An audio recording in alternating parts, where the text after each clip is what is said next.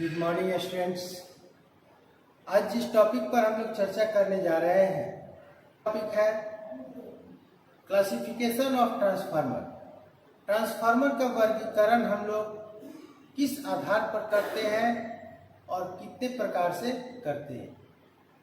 तो आज हम लोग सबसे पहले वोल्टेज के आधार पर और कोर के आधार पर ट्रांसफार्मर को कितने भाग में बांटा जाता है इसके बारे में आज की क्लास में हम लोग देखेंगे।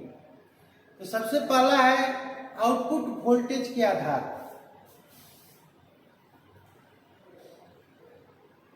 अकॉर्डिंग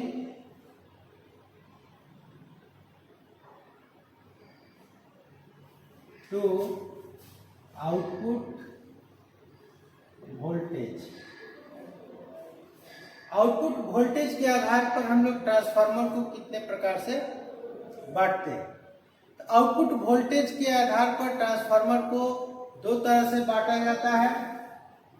पहला है स्टेप अप ट्रांसफार्मर और सेकंड है हम लोग का स्टेप डाउन ट्रांसफार्मर।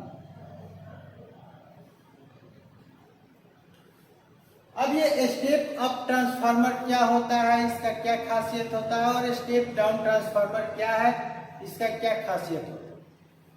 तो हम लोग देखते हैं स्टेप अप के बारे में। स्टेप अप में जैसा कि हम लोग पहले भी पढ़ चुके हैं कि ट्रांसफार्मर में दो कॉइल हम लोग यूज करते हैं। एक कॉइल को प्राइमरी कॉइल कहा जाता है और दूसरे कॉइल को सेकेंडरी कॉइल कहा जाता है। तो जिस कॉइल में हम लोग सप्लाई देते हैं उस कॉइल को प्राइमरी कॉइल कहते हैं और जिस कॉइल से सप्लाई लेते हैं उसको सेकेंडरी कॉइल कहते हैं। प्राइमरी कॉइल को P/C से और सेकेंडरी कॉइल को S/C से, secondary coil primary coil denote कर दिया गया। प्राइमरी कॉइल से यदि सेकेंडरी कॉइल में तार का संख्या ज्यादा है, कॉइल का संख्या ज्यादा है, टर्न का संख्या ज्यादा है, तो उसको हम लोग कहते हैं स्टेप अप ट्रांसफार्मर। अब यहाँ पर जब सेकेंडरी में तार का संख्या ज्यादा है तो तार का जो मोटाई होगा वो कम होगा।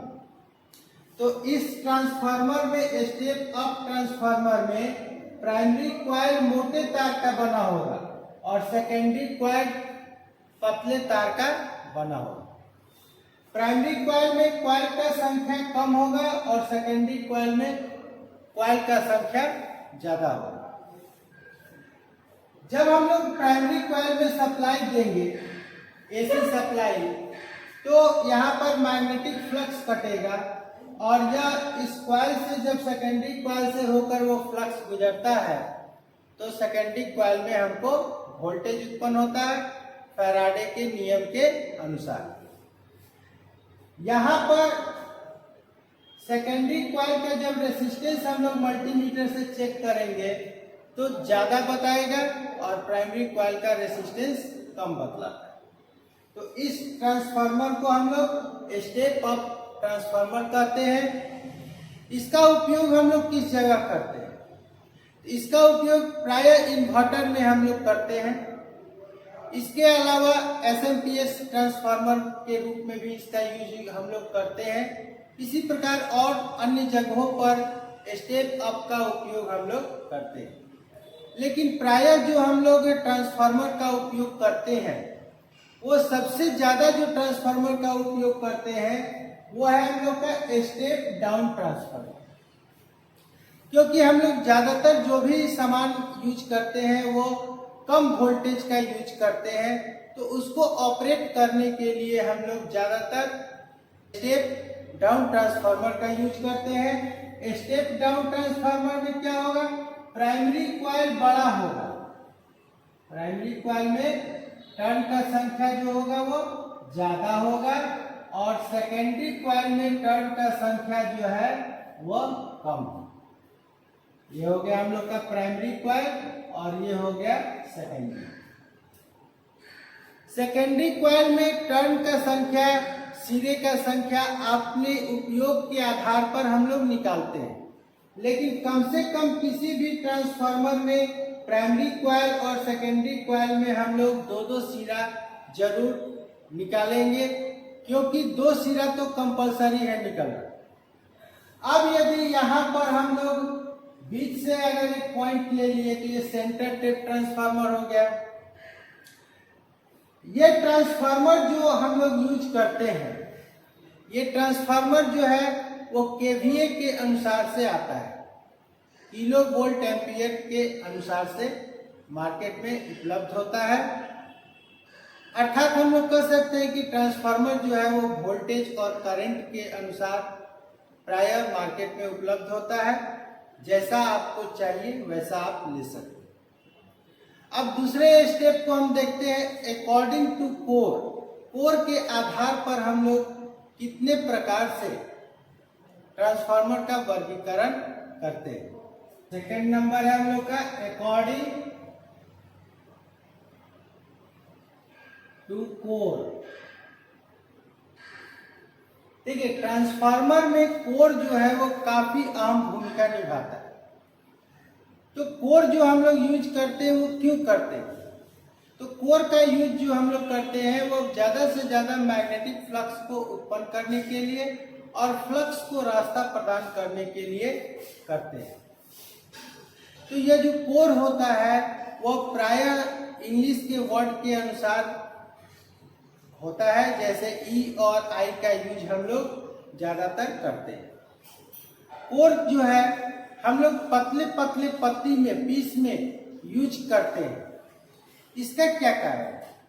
इसका कारण यह है कि आप देखे होंगे कि बालू वाले रेगिस्तान क्षेत्र में बहुत जल्द गर्मी होता है और उतना ही जल्दी वहाँ ठंडा होता है, क्योंकि बालू जो होता है वो छोटे छोटे पार्टिकल्स में होता है, जिसके कारण वो बहुत जल्द हीट हो जाता है और जैसे ही रात होता है वो अलग अलग छोटे छोटे कण में होने के कारण वो जल्दी से ठंडा भी हो जाता है। ठीक उसी तरह से जब हम लोग ट्रांसफार्मर में लाइन देते हैं तो वहाँ पर मैग्नेटिक फ्लक्स के कारण वो कोर जो होता है वो हीट होता है, और जब वो हीट होता है तो क्या होता है कि अगर मोटा कोर का यूज हम लोग करेंगे तो वो धीरे धीरे गर्म होगा, लेकिन जब एक बार वो गर्म हो जाएगा तो उसको ठंडा होने में भी काफी समय लगेगा और हो सकता है कि उस पीरियड में हम लोग का वो ट्रांसफार्मर का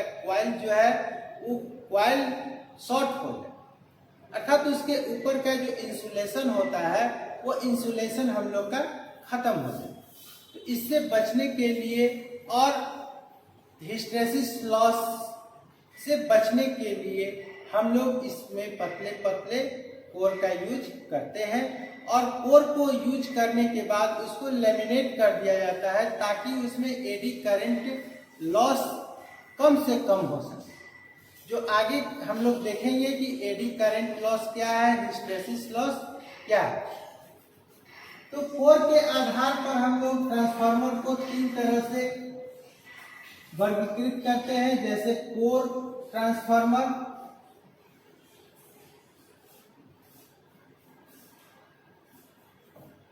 दूसरा सेल टाइप ट्रांसफार्मर और तीसरा जो होता है वो हम लोग बैरी टाइप ट्रांसफार्मर कहते हैं।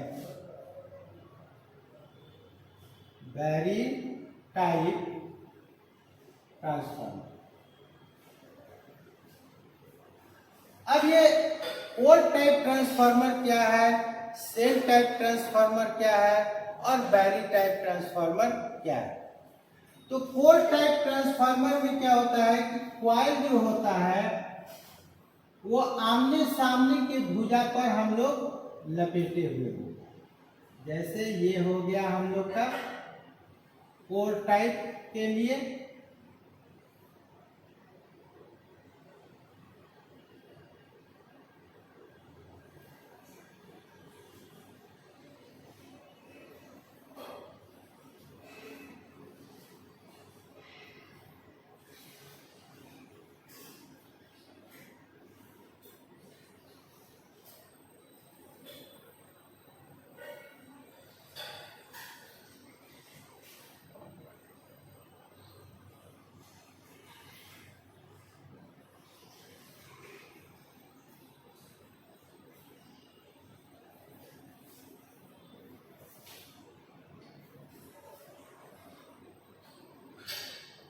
इसमें क्या होता है कि क्वाइल हम लोग आमने सामने के भुजा पर लपेटे हुए होते हैं।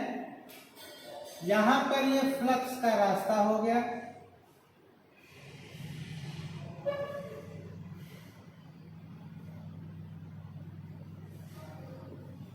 और ये हो गया प्राइमरी क्वाइल, और ये हो गया सेकेंडरी।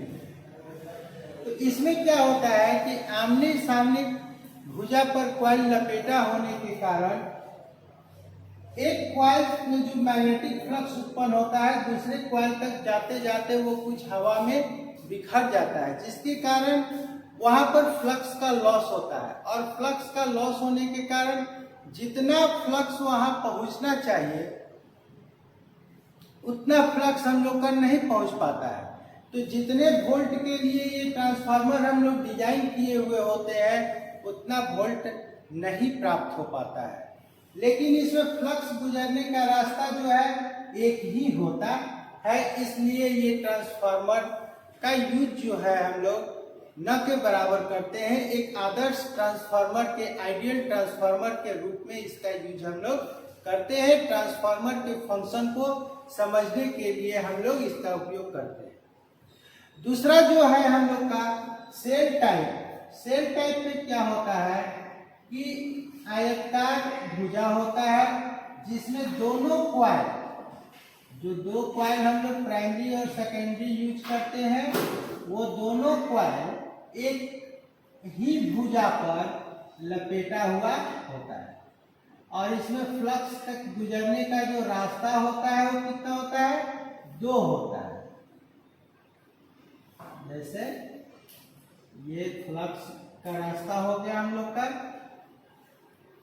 और ये हो गया हम लोग का कोर। एक क्वाइल इस भुजा पर लपेटा हुआ है और इसी भुजा पर ये दूसरा क्वाइल लपेटा हुआ है, जिसके कारण क्या होता है कि एक क्वाइल का फ्लक्स दूसरे क्वाइल तक पहुंचने में लॉस नहीं हो पाता है, तुरंत वो पहुंच जाता है। जिसके कारण क्या होता है कि जितना वोल्ट के लिए ये ट्रांसफार्मर बना है उतना वोल्ट लगभग हम लोग का वहां पर मिल जाता है।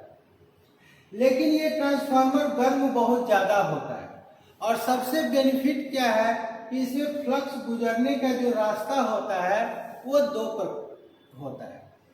ठीक इसी प्रकार बैरी टाइप ट्रांसफार्मर जो होता है उसका जो कंस्ट्रक्शन होता है वो काफी जटिल होता है, लेकिन है वो प्राय जितना वोल्ट के लिए हम लोग बनाते हैं उतना वोल्ट वहां पर मिलता है, क्योंकि इसमें फ्लक्स गुजरने का जो रास्ता होता है 2 से ज्यादा होता है।